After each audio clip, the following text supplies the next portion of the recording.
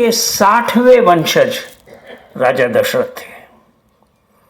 तो राजा दशरथ से भगवान राम के पिता से ऋषभदेव 60 पीढ़ियां पहले, मतलब 1501 साल पहले उनके वो होके गए।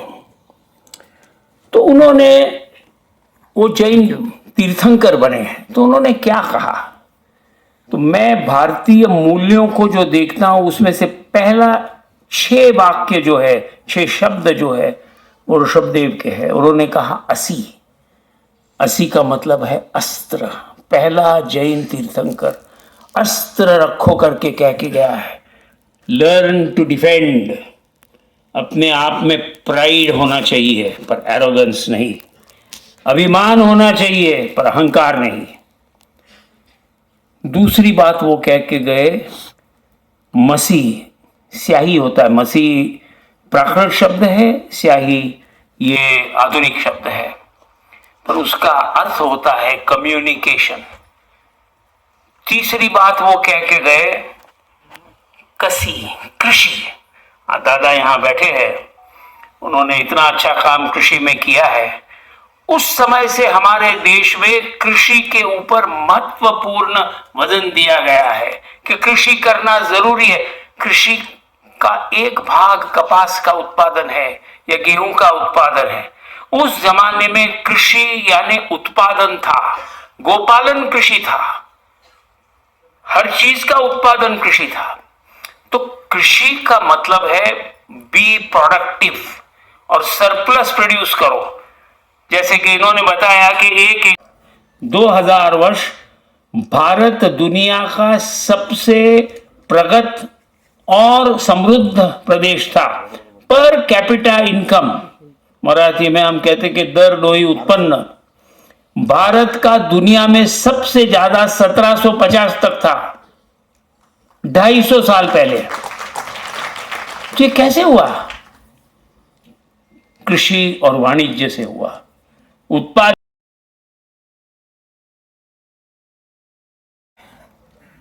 हाँ, एक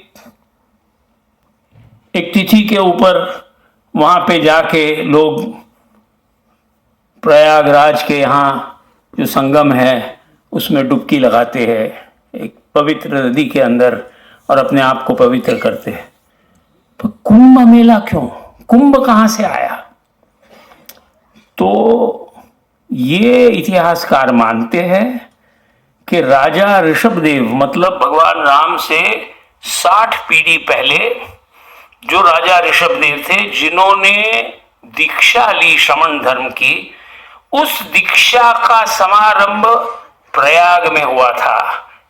वो अयोध्या के राजा से, अयोध्या से प्रयाग कुछ 100 किलोमीटर के अंदर है, 60-70। नाडारकर इंस्टीट्यूट का चेयरमैन हूं।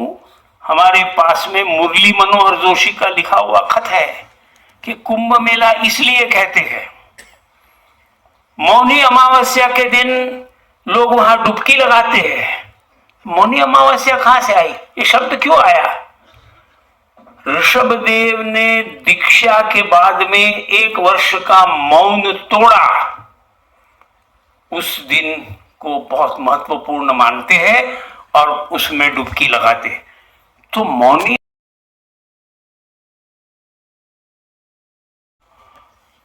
इसलिए कि वो महान व्यक्ति हमारी परंपरा में था। अब उसको, जो वैदिक परंपरा है, उसने आत्मसात करने का प्रयास किया और बहुत स्पृहणीय प्रयास है ये। तो ये जो सब चीजें हैं, इस पर से भारत की बौद्ध, जैन, सिख, वैदिक सबकी मिल के परंपरा है। सनातन धर्म का मतलब है वो धर्म जो था, जो है और जो रहेगा। अगर आप अद्वैत में मानते हो कि कोई कर्ता कर्विता देव है, तो सनातन शब्द थोड़ा फिट नहीं बैठता है। सनातन तब फिट बैठता है जब आप मानते हो कि हर आत्मा अपने आप पे अवलंबित है, कोई कंट्रोलर नहीं है। पर मुझे इस पे